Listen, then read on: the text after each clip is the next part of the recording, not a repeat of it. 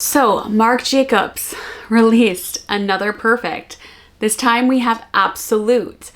I bought this for the packaging. Like this bottle, especially this time of year, oh my gosh, I've got fingerprints all over it.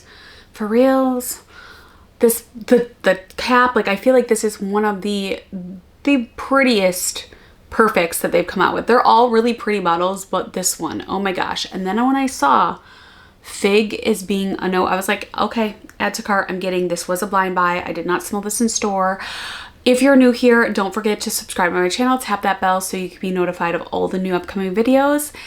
And I do like I've been doing a lot of fragrance, beauty, makeup, pretty much like a Bath and Body, everything beauty, like right here. So you don't want to miss out on this funness. Anyways, so I did pick up the 3.3 fluid ounces because when I was in store, although the sales associate told me that like the other ones were the same, they are not. So I was able to tell that, because typically I wouldn't pick up like a full bottle on a blind buy. Usually I will like get a sample, although Sephora and Ulta don't do samples anymore.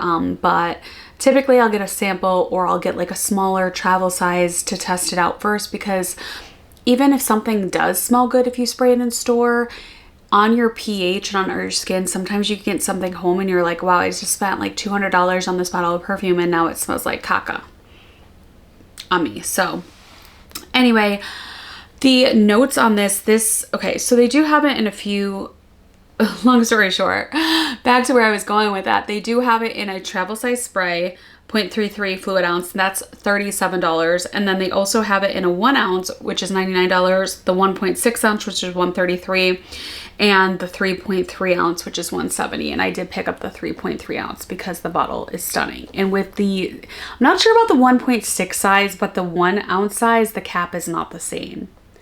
It's similar, but it's not as like glorious. I don't think it has like the silver star. There's like a couple of things it doesn't have. And like this bottle is so gorgeous. So the keynotes are caramelized fig accord, jasmine absolute, and rich amber accord. It says it's a richer concentration of the original Perfect eau de parfum. This fragrance, it is a flanker of Perfect. This fragrance for women intertwines the effortlessly sweet nuances of a caramelized fig accord with heady jasmine absolute wrapped in the golden glow of an amber accord. It is addictive, bold, and luxurious. Luxurious. Okay, you guys know I like to shake all my bottles before I test them because you got to get the juices flowing. I know that sounds weird, but it's the truth. You got to get it all mixed up. So here we go. Good atomizer.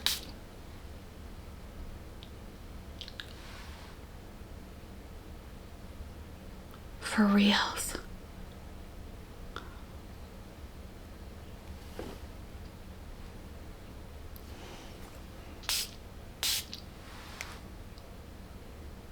Oh my goodness.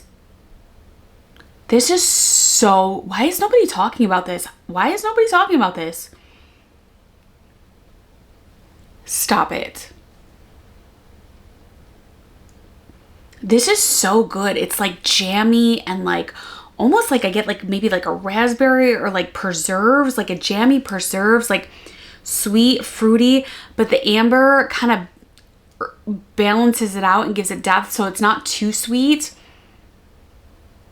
Wow. This is so good. Wow. I don't even really like the Perfects from Marc Jacobs. Honestly, I bought this for the bottle. This is so good though. It's sweet, but not too sweet. You definitely get that like golden glow, that amber glow. What is going on? There have been so many good fragrance launches lately. Like I was really hoping that like I love fig though. You definitely get the fig, but it's like, it's not, honestly, it's like if you had like fig mixed with like berries in a preserve, it's like that jammy sort of like, kind kind of the same family, not the same, but like in that same, like maybe distant cousin of like Lancome, La Vie Belle elixir, the red one, like that jammy sweet, kind of like, Cassili is more floral, but a little bit like the jamminess of Parfums de Marly Cassili. It is really good. Wow, this is like grown, girly, jammy, fruity goodness in a bottle. Wow. I feel like this would layer good with anything kind of like deep and dark. Anything like berries, woodsy, anything oudish. It would also layer well with vanillas. This is like your date night.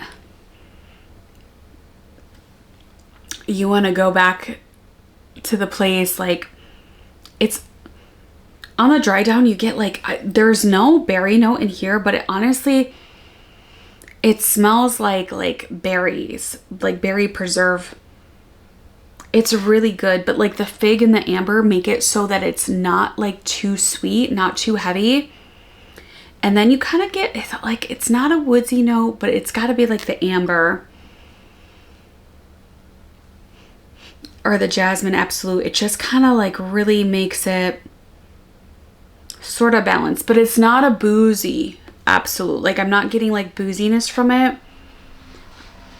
Honestly, it smells like a baked good, like almost like a jam that you would put on top of a cookie, but sophisticated, grown.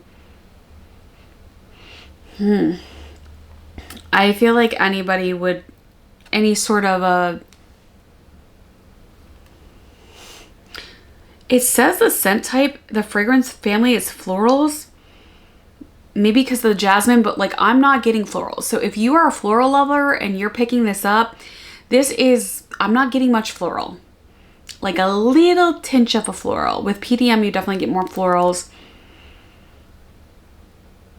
With the Lancome one I mentioned, definitely get more florals. It kind of smells like a raspberry jam. It's really, really good. This is like a really nice fragrance for fall and winter.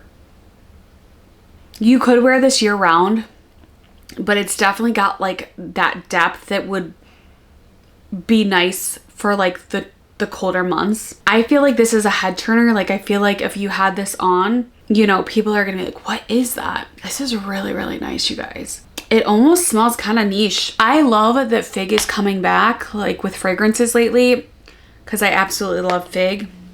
This, however, to me is not like a straight on fig.